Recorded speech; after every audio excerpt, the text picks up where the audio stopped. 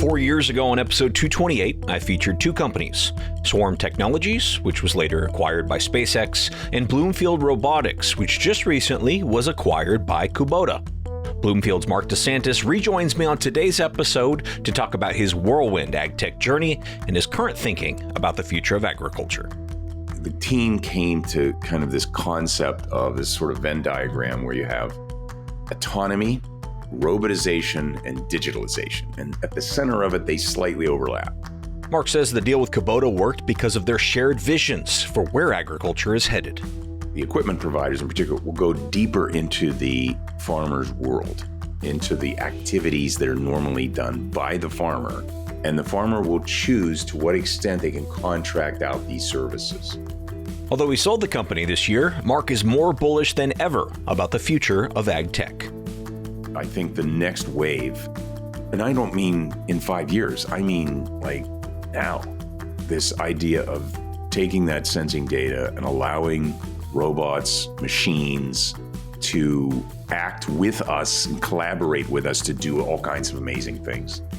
Mark DeSantis of Bloomfield Robotics on today's Future of Agriculture podcast.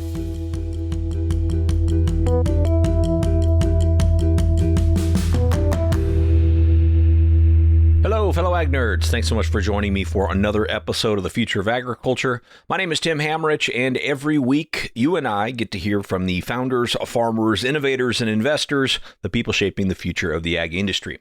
A quick note today before we dive into the episode. I am still looking for a couple of brands to partner with in 2025. So if your company might be interested in positioning yourselves as an innovator in the industry, I would love to talk to you about my quarterly presenting sponsorship package. This is an exclusive. I only work with a maximum of 4 companies per year, and I'm hoping to have all of them locked in by the end of the first quarter of 2025. So if your company is doing innovative work and you'd like to share that with thousands of leaders in the ag industry, please reach out to me, tim@aggrad.com, or via LinkedIn or Twitter. I'm happy to share those details. All right, now back to today's conversation with Mark DeSantis. As I mentioned, Mark was first on this show about 4 years ago in episode 228. That was in October of 2020. Since that time, Mark and team grew Bloomfield, a company that helps specialty crop growers improve the health and performance of their crop on a per-plant basis using computer vision and artificial intelligence.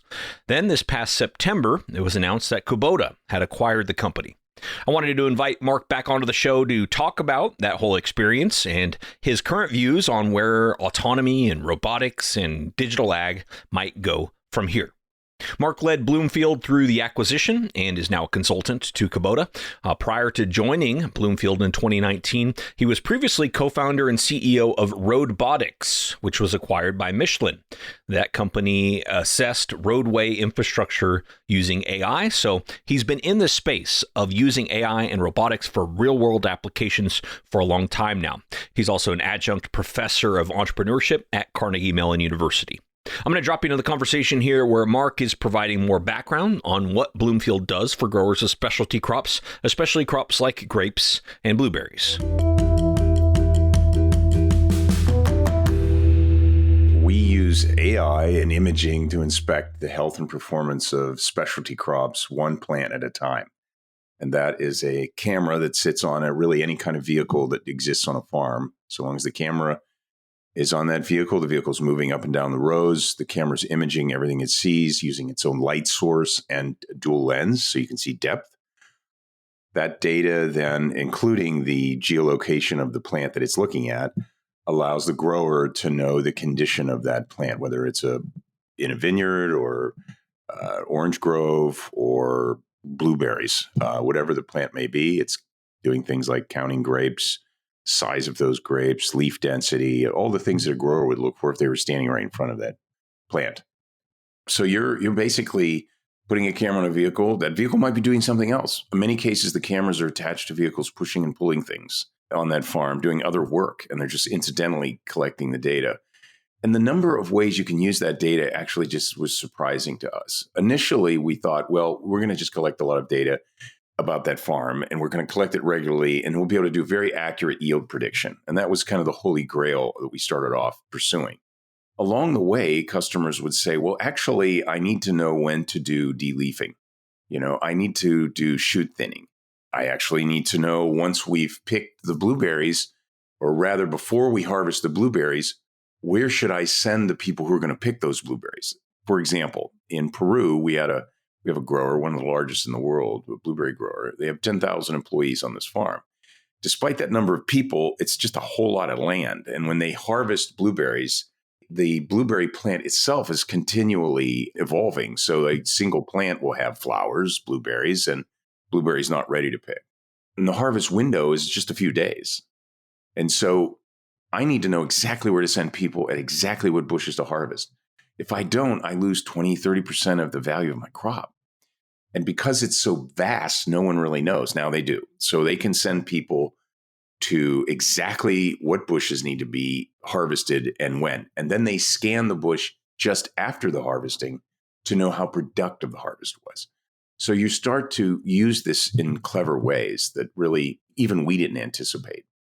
So walk me through the process, though, of rather than going through images of 10,000 acres worth of blueberries or grapes, how is your system telling me, quickly where I need to go? Right.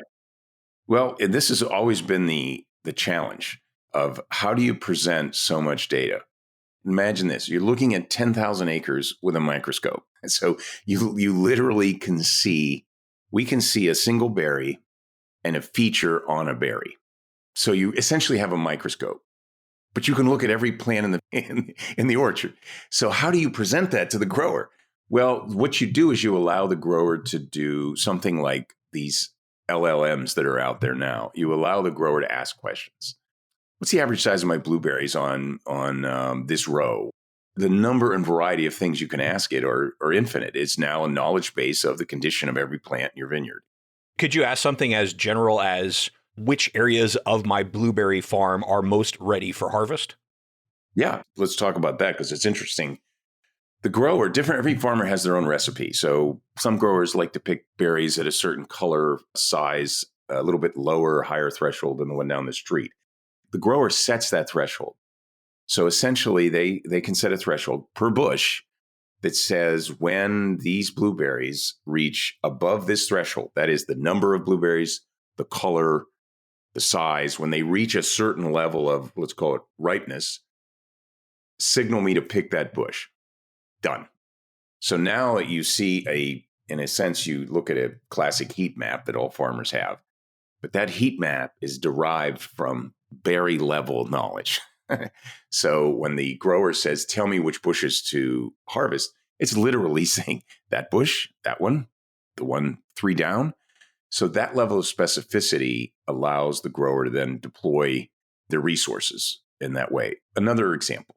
In France, we look for something called flavescence dorée. The flavescence dorée is a very serious disease in a vineyard, such that it could wipe out the entire vineyard. In fact, when they see it, they don't even try to deroot. They don't even try to take the plant out. They just torch it. And they torch the plants around it. It's that bad. So when they see it, we can see the beginnings of that. And the fact that we can see it at its infancy is you're forward looking. So it's not a rear view mirror where, okay, something bad happened, let's act.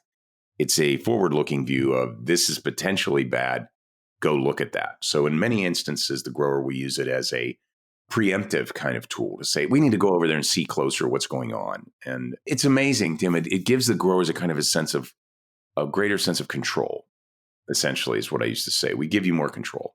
Right. Well, and this 5-year journey you've been on, I'm sure it has not been linear. As you reflect on that, what stands out on kind of a couple of the major milestones along the way that really kind of kept things going?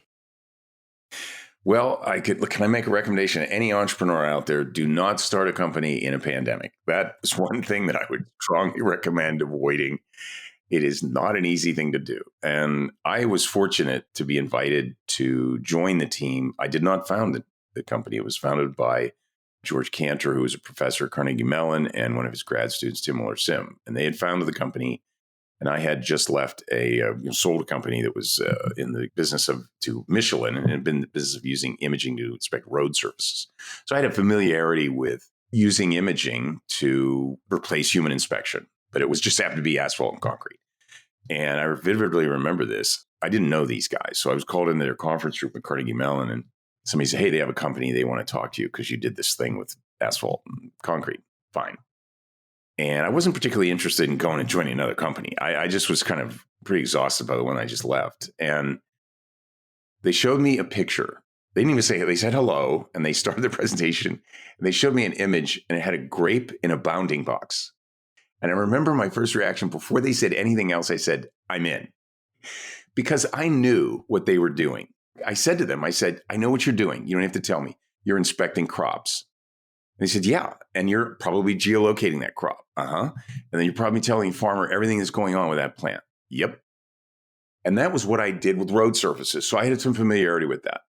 Anyway, we got the ball rolling. Early on during COVID, we had to raise some money. We had a little bit of grant money, as any startup, tries to use whatever sources they have.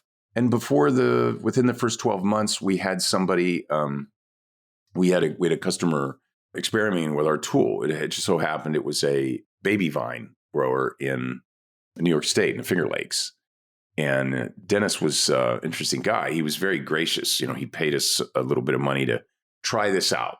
And we had it on a tractor, and we would go up and down the rows. Funny story there. He said, guys, I really like this. And I think this will work. And it was after about a year of working with him. And he said, I think I know another company that might be interested in that.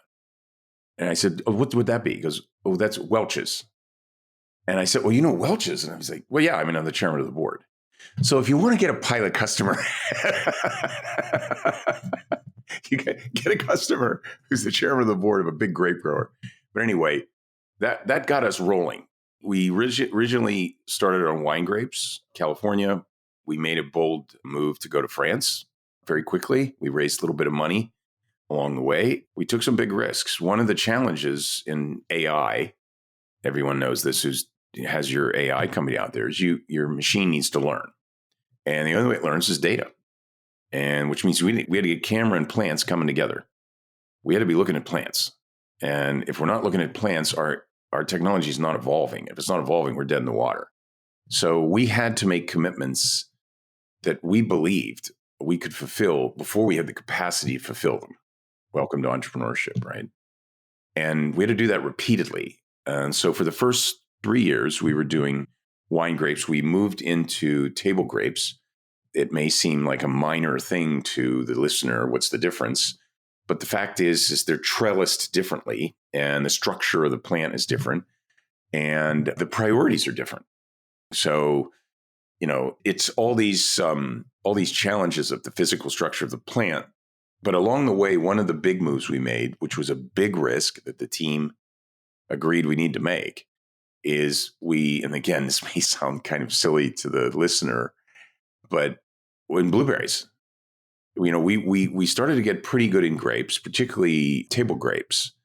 And we were doing work in California, France with wine grapes, in California with wine grapes, New York. And this company, AgriVision, which is a tremendous company out of Los Angeles, one of the leading berry growers in the world, said, we'd heard about you. Let's try you out in blueberries. And, we were all very like, can we do this? And we worked with them for about a year and a half.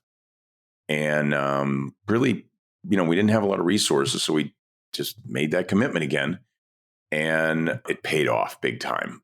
We added several blueberry growers in Chile and Peru. Now we have growers in Morocco and Mexico. And once we expanded the types of crops, I think the team's now doing oranges, cherries as well. So once we started to move across crops, Tim, then that thing started to take off. When did the conversations with Kubota start up? Had you been working with Kubota? Yeah, we met Kubota at something called Thrive SVG. For those in the venture game would know that. And at the time, they were part of SVG at LP, I believe. And they had approached us and said, this is interesting, and we would like to invest. And they invested a small amount. It was not a substantial investment, really in an attempt to understand us better. And so we started working with them. And I would say collaborating in the sense that they were sharing their knowledge about farming and watching us very carefully, a bit more carefully than I thought that I realized at the time. And so we started to expand our relationship and doing a project together, an internal project that I think will probably become public here in the fall, which will be significant. Your listeners will be impressed. Kubota has a very sophisticated technology strategy. You'll see more of that in the months to come. But what we did is we started collaborating on this project, and our growth, I think, convinced them that, okay, there's something here. And what happened is slowly they started to reveal their strategy to us, what I call their grand strategy, in pieces. And as they started to reveal it and they started to know us better, it became apparent to us and ultimately to them that the two of us are going exactly on the same path. And at that point, I thought, okay, this just makes sense. Can you tell us more about that path? What do you mean by that? Yeah. So if you imagine that, I always try to conceive of what's going on in ag tech. Like, how do I think about ag tech? And the team came to kind of this concept of this sort of Venn diagram where you have autonomy, robotization, and digitalization. And at the center of it, they slightly overlap. So when you think of autonomy, you think of companies like Burrow and other companies who have these autonomous tractors and autonomous vehicles that are crawling around farms now. That problem is pretty far along. The technology is pretty mature. It's evolving, but it's pretty far along. Bear flag at Deere was another example of that. Then there's robotization. To me, robotization is still a ways off, where you have a robot picking an apple and not crushing the apple or running over something or what have you. Digitalization is evolved. Digitalization is essentially perception. So I'm going to be able to look at a thing and know that's an apple, its color, its size, where it physically is. I know it's 2 feet away, and therefore it's this size.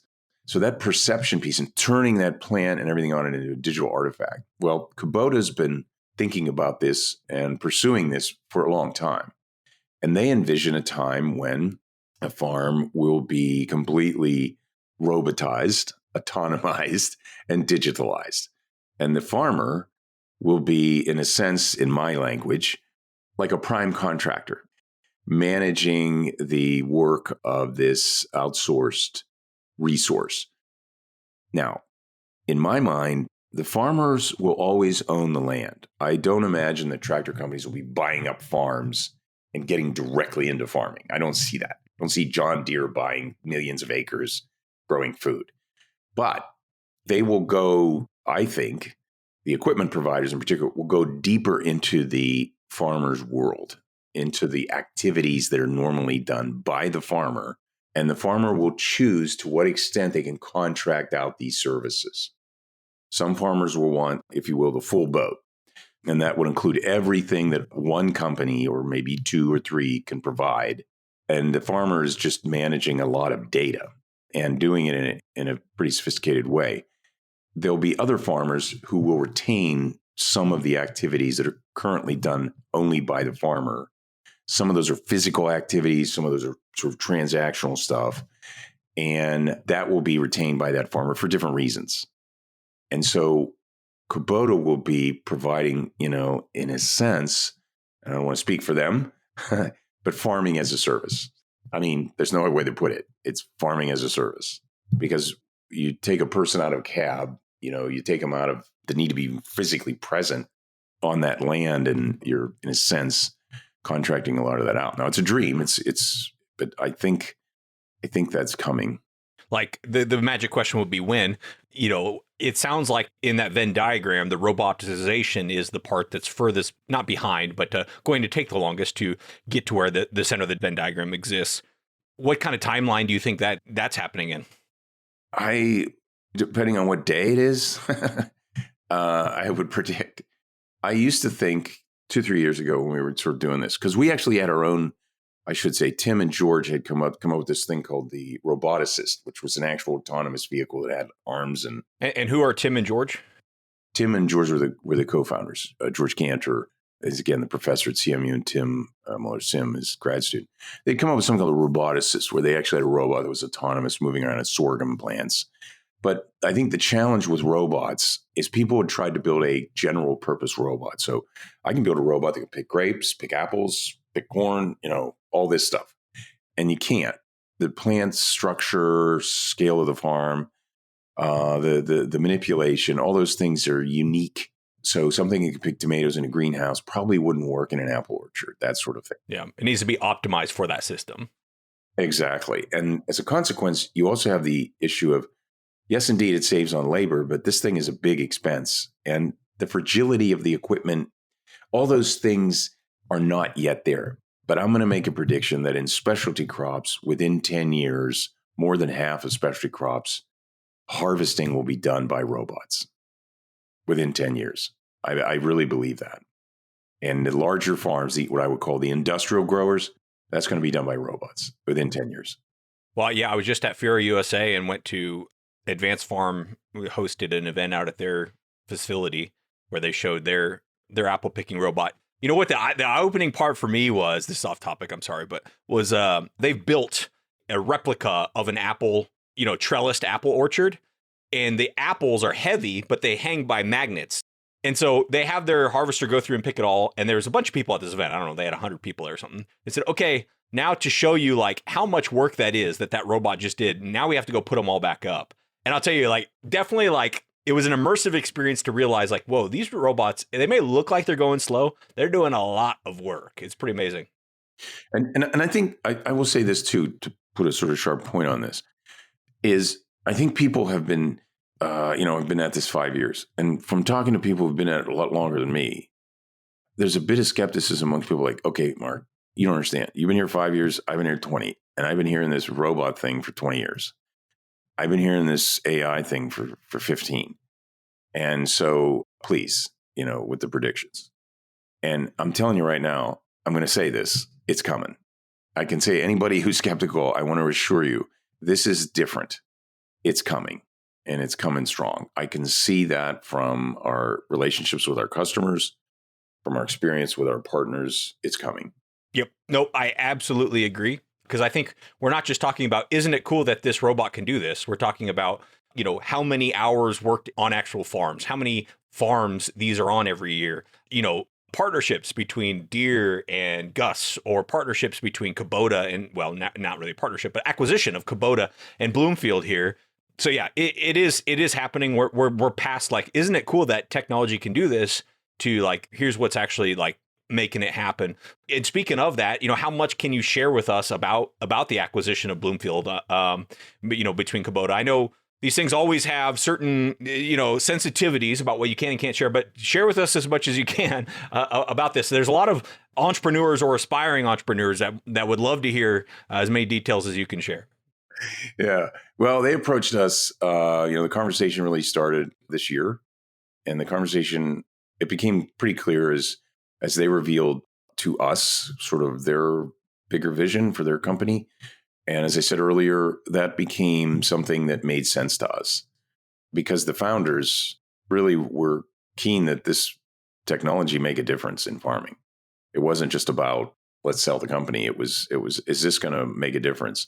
I think a lot of tech entrepreneurs worry that when they're acquired, they're just basically, it's just a giant acqui-hire, and then they send people hither, and the company disappears. That was not the case. So anybody post-acquisition, this company still exists as a freestanding company, and it is called Bloomfield, and it is in Pittsburgh, and it is growing. And the business is actual. We have any number of customers around the world. That customer list will grow. So the commitment that Kubota's made to this product is growing as well. So that was very important to us. And they're not doing it out of some, trying to fulfill some promise to us.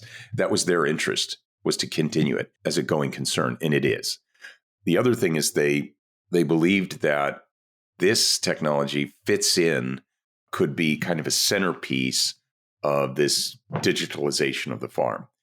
I have to be cautious here, because there are technologies and things that they're working on that will soon be public, and I don't want to get ahead of that are pretty, really, truly compelling. I would encourage people, if you're going to CES, I would encourage you to go to the Kubota booth, to put AI farm technology at CES and highlight it.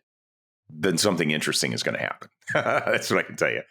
And, for us too, it was, what will happen to the employees? Because you never know. Sometimes companies buy companies and that you find that, they don't want everybody and they don't want everything. And that was not the case either. It was, we're going to retain everybody because we see how valuable this is. In fact, we're going to help you grow this business. So again, that was part of it.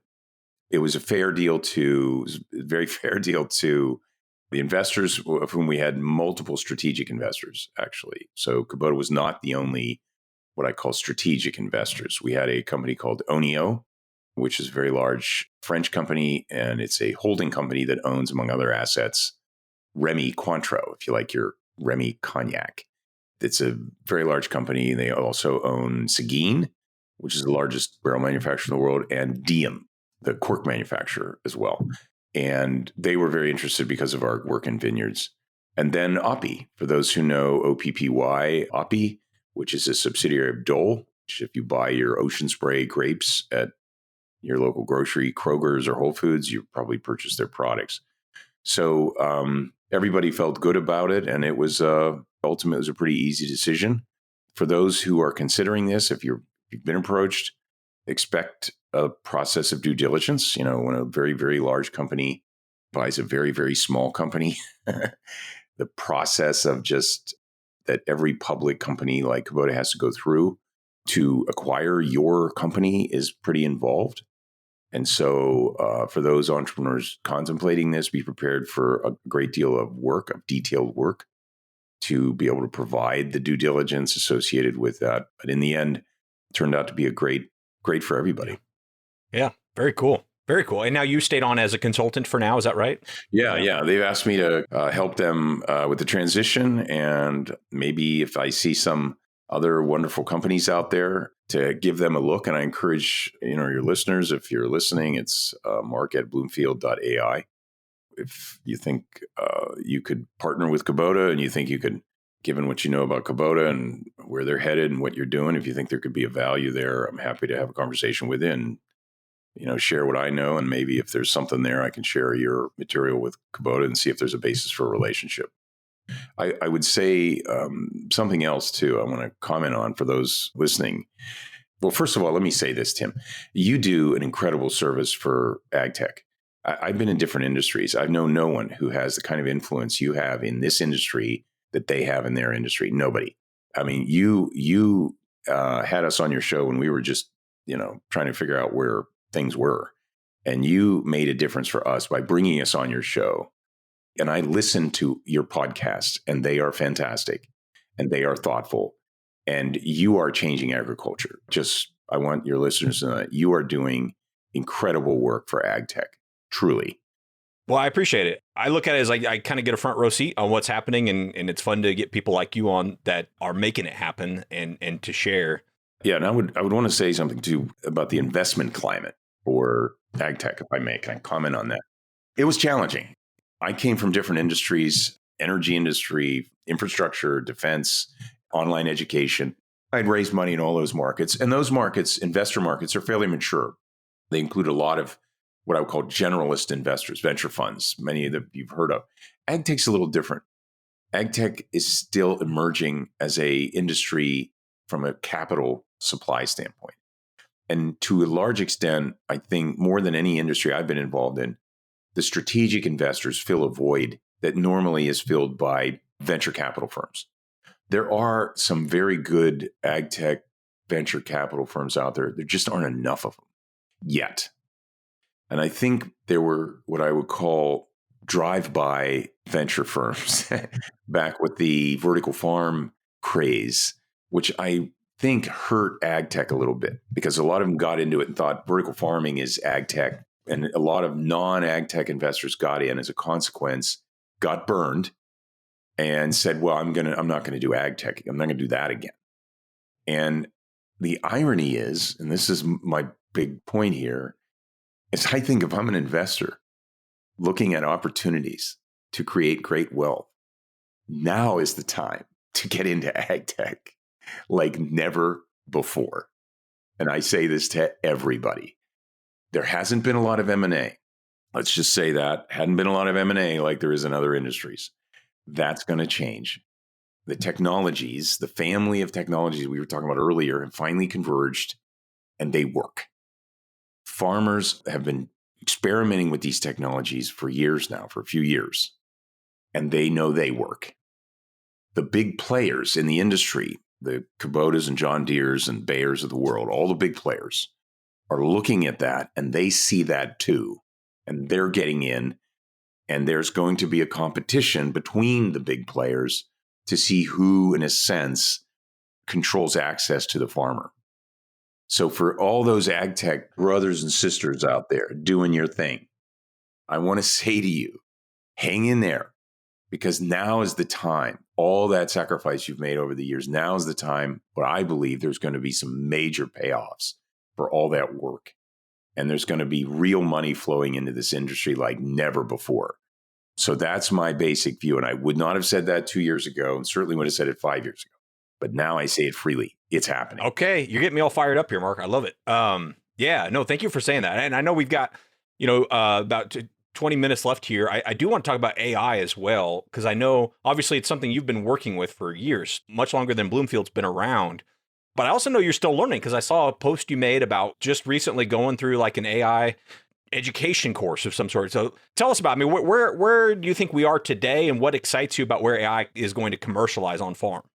Yeah, that's great. I attended something called the AI Academy at MIT. It's brand new. It's a full-time 2-week, mid to late career executives, people who might have some technology familiarity but don't know in detail sort of how this stuff works. Now, this is my third AI company, and I teach at CMU, Carnegie Mellon. I had to say to my friends at Carnegie Mellon, I said, I'm going to MIT to learn AI. And I had a professor at Carnegie Mellon said, you're going where to learn what? Well, yeah, Carnegie Mellon has a pretty good reputation for that type of thing. Yeah. So they're like, what are you doing? But anyway, it was a great program. I put out Eric So is a professor there in the Sloan School who led that effort. And he just tremendous program. I encourage anyone that's interested in AI to consider it. So I think AI up to now, a lot of the attention has been to ChatGPT, and those tools are wonderful. I experiment with them. They're just amazing. These LLMs are just freakishly, just mind-blowing. And I'm sure everybody out there has been playing with them. But that's AI in what I call the digital world. Powerful as it is, I think where the future is going, and I mean like now, is what I call AI, or what some people call physical AI. So this is a relatively new phenomenon where people are starting to understand how AI is making a difference in the physical world. In the digital world, we can get online, click our, some keys and answer a lot of questions and produce all kinds of text. And that's great. But actually getting something to move in and among humans, a car, a tractor, a robot, is quite challenging and uses a variety of AI technologies, taking multiple inputs from multiple sensors to have this thing function in the real world with us and support of us, and do it in a way that's not dangerous and productive. That AI is coming. And I think that's where ag tech, when I say earlier about my enthusiasm for where ag tech is going, is physical AI has matured. Believe it or not, for many people, all those advances that we've had with all these autonomous vehicles have played directly into ag. At the robots that you're seeing now picking apples and moving around, all that technology is derivative of, or as a consequence of, the great work that has been in these other industries. And so it's making its way into the physical world. And you're going to see more of that and more of that. And the opportunities are happening. The second thing is, the human brain allows us to walk. And our vision is just one aspect of the sensing modes that allow us to function. The sense of feel, our hearing, even a sense of smell, all those things, sense of touch, allow us to kind of walk around and run and do all the wonderful things humans do.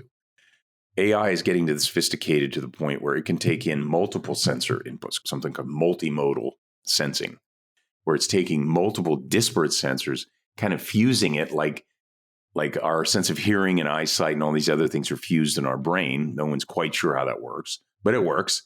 And try to duplicate that in AI. When you do that, you really create a revolution that is hard to put to words.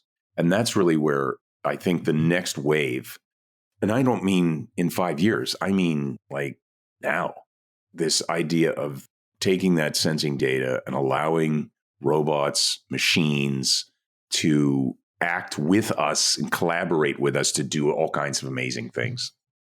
Well, you've teased some really exciting things that should be coming to light here in the next year. So we'll be watching Kubota closely and excited for that. Anything else we should either add or emphasize? I've really enjoyed the conversation, but anything else we should get on tape before I let you go? Yeah, one last thing. I want to say to everyone in ag tech, you should be very optimistic about what's coming. We should be very, very optimistic. As somebody who's survived COVID, as an entrepreneur who's had a roller coaster ride in ag tech and faced all the challenges I know many entrepreneurs are facing out there, I want to say to everybody that's in ag tech, this is going to be the springtime for ag tech coming. There's tremendous, tremendous positive things happening. It's really reassuring to hear you say that, because I will say, late 2023 to like mid 2024, I was just like, man, it's become a slog.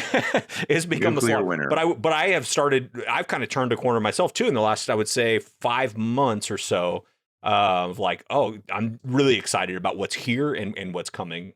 Always darkest before the dawn. And I would say for North America too, in particular, we do business around the world, but I would say for North America, for farming and across, row crops and specialty crops in ag tech, there's some really great things coming. Mark, I really appreciate the interview. Thank you very much. Appreciate it, Tim. Thank you. All right, well, that is going to do it for today. Thank you so much to Mark DeSantis for being on the show. Congratulations to him, the team at Bloomfield, on the acquisition by Kubota. If you'd like to learn more about them, you can do so at their website, bloomfield.ai. It's still out there. It's not completely integrated into the Kubota brand yet, as far as I can tell, so you can go check that out. I'll leave it in the show notes as well. A reminder that if your company might be interested in partnering with the future of agriculture in 2025, I currently have that window open, and I'm looking for quarterly presenting sponsors. Just reach out to me, tim@aggrad.com, or find me on LinkedIn or Twitter. Thanks so much for listening. I do not take it lightly. I'll be back next week with another story of ag innovation.